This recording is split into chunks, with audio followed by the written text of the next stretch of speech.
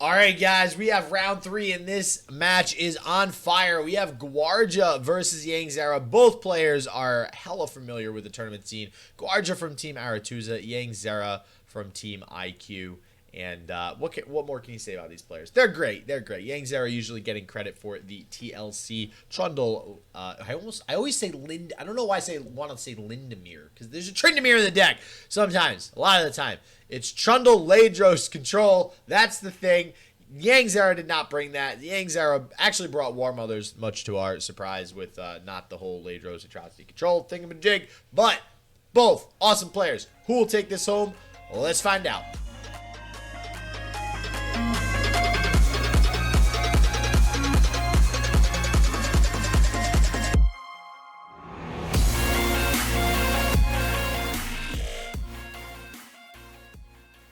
So Noxraya Arena is a card that I wasn't necessarily excited for it because I couldn't think of it. It's another card that fits into this made-up imaginary mid-range Noxus deck that just doesn't exist. And there's like 4 cards that fit into that deck really well, and eventually we're going to get so many of them that we actually just have a deck like that.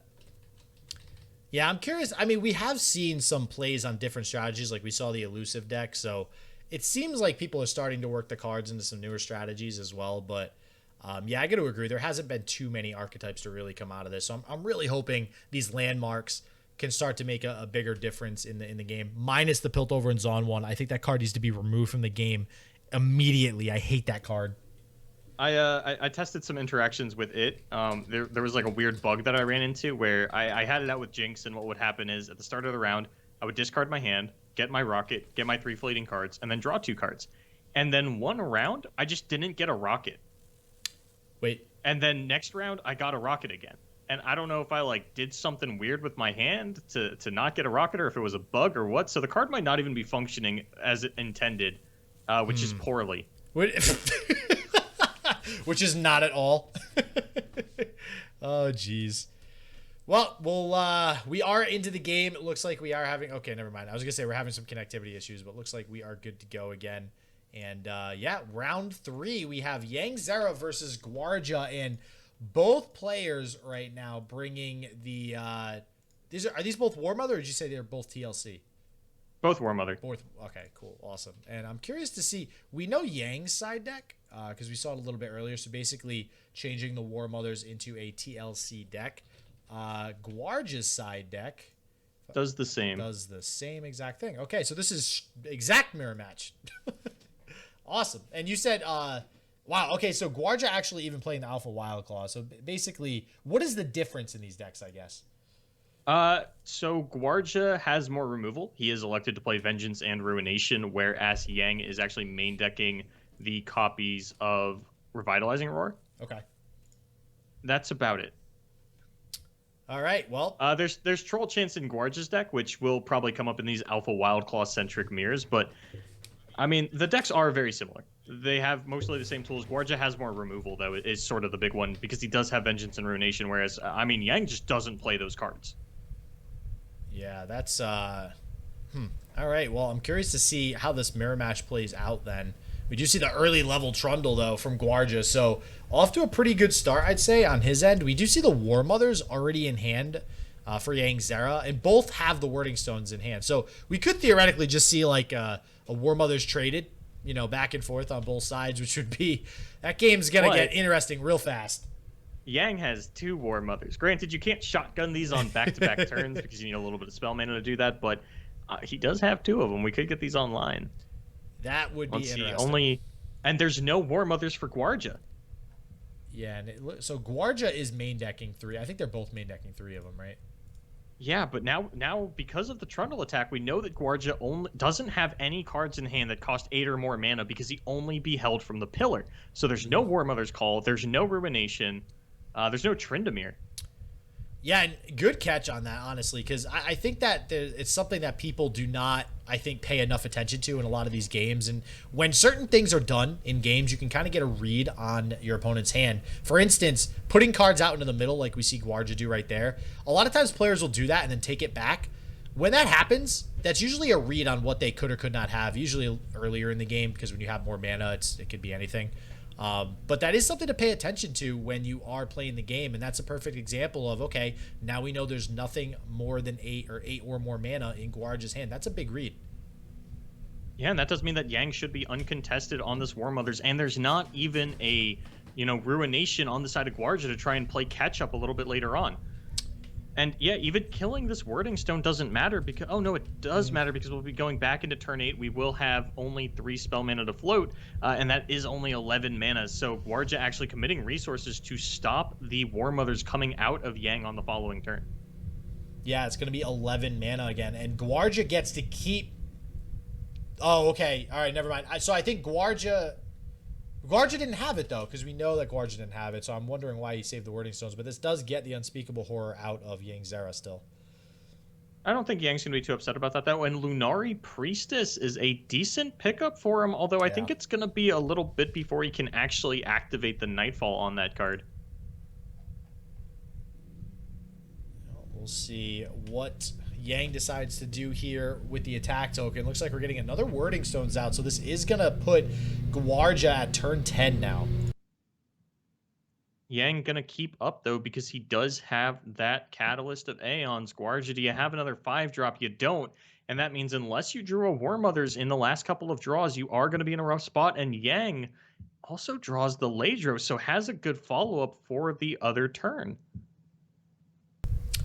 Yeah, we'll see what it pulls. And it is a Trundle. That is pretty good for Yangzera. It's that's not a Wording Stone. I'll take it. Yeah, it's not a... I was just going to say, it's not a low roll, so anything that's not a Wording Stone usually works out in this case, but we are still going to take a solid 7 to the face thanks to this Alpha Wild Claw here from Gvuardya. God, I got to work that back into my vocabulary again, Boulevard. Like, we're going to be saying It's always been this. In the back of my man. I don't know, man. I can't... man, this card... Ever since day one, never seen any play, and now here it is, baby. The Alpha Wild Claw, being the alpha that it is. I always remembered it because back when, day 1 of the game dropping, I tried playing War Mothers because it was with Broken in the Alpha Beta weekends. And I was, I saw everybody else playing Alpha Wild Claw, and I was playing They Who Endure, and generally Alpha Wild Claw was about as big as my They Who Endure, and there were just so many... Eventually, I made the swap, and there were just so many Alpha Wild Claw mirrors within, the first week of the game while nobody had any cards, and we were still trying to figure out what deck lists looked like. And it looks like Gvuardya is actually more or less admitting defeat to this Commander Ladros here, understanding that because of the Fearsome and the Overwhelm, he's not going to have effective blocks on this turn, and probably is just going to die. Yeah, wow. This, going to go ahead and block with the Pillar just to preserve that 4 life there. And... yeah, wow. 1 health left. Gvuardya living. Not sure if Gvuardya is going to be able to come back from this. We do have... He needs healing on the next turn or he just dies to the Ladros. Yeah. And if he does have healing, Yangzera is at 13 health. So there is the possibility that he could just go ahead and turn it around with something like an Atrocity.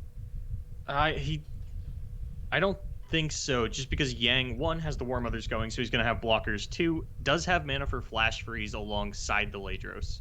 Well, this Pillar, can he stop?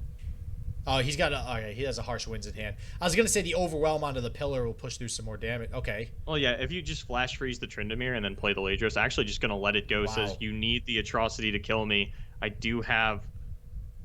I'm going to play the Pillar first. I mean, Yang can actually slow roll this. Yeah, but... I mean, do you want to take that risk, though, going that low? I don't think it's a risk. Okay, no, he has the Flash Freeze. Okay. Does he have double Atrocity?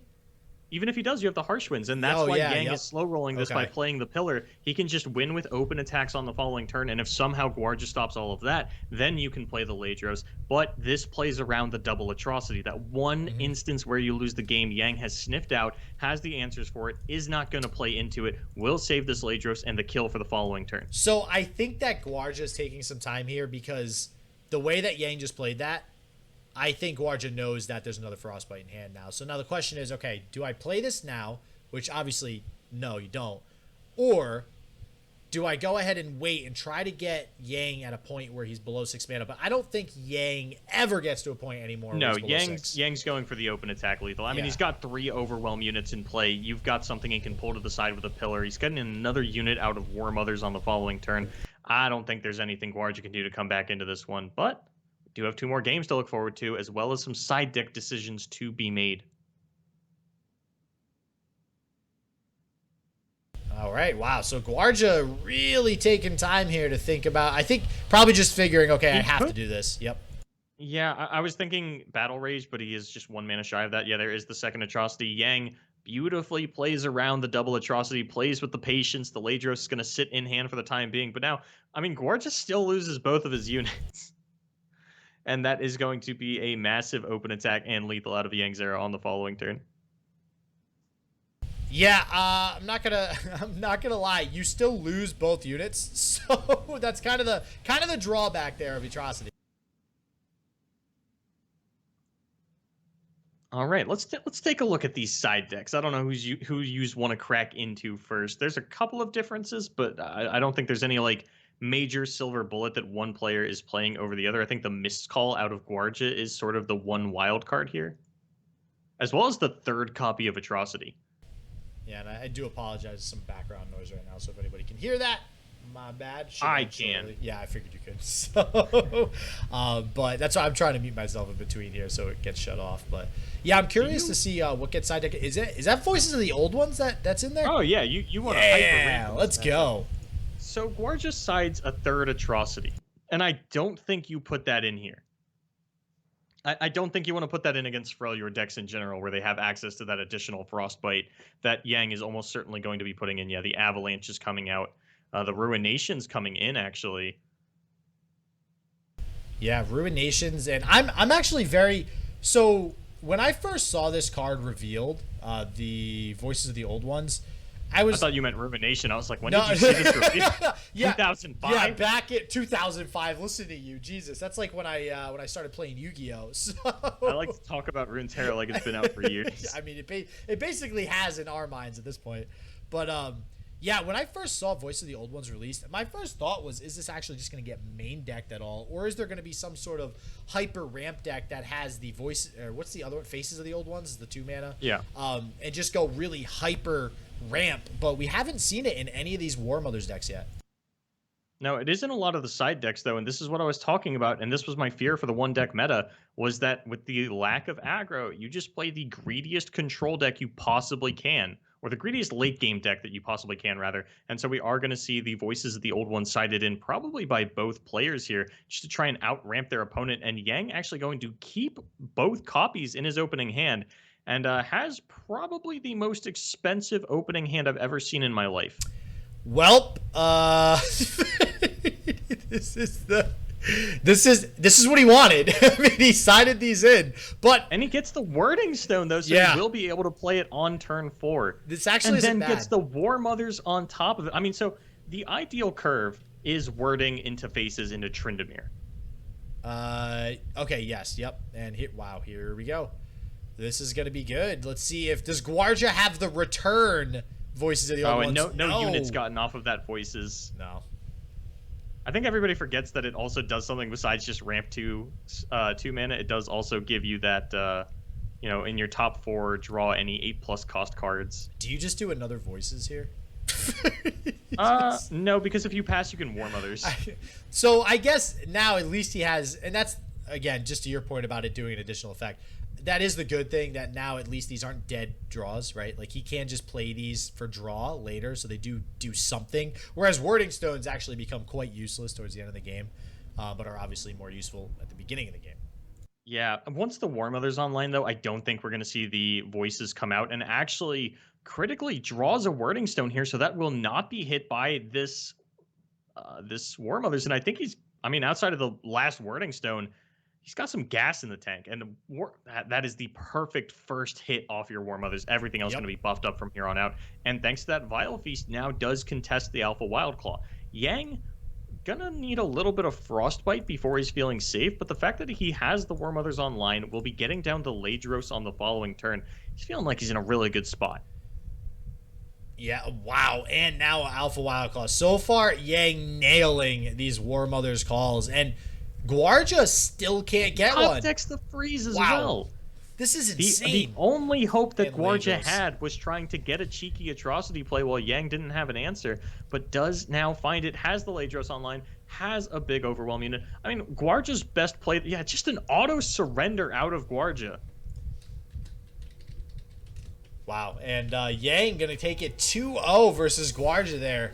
Hell yeah! Wow, that was you know, for a War Mother's deck, those were pretty quick games. I'm not gonna lie. The War Mother's Mirror is fat, and that's why I don't like to call it a control deck anymore. It is just ramp into these big overwhelm units, throw them at each other. Those games tend to end pretty quickly. All right, Yang getting the better of Gvuardya here, so we'll see if one or both will be able to make top cut later, or maybe none of them, depending on how the rest of the Swiss rounds go. But as always, everybody, don't forget to subscribe to the channel. Turn on that bell for the rest of the rounds, including the top cut, to go live this week. And as always, stay healthy, stay positive. I hope shit just works for you. Peace out.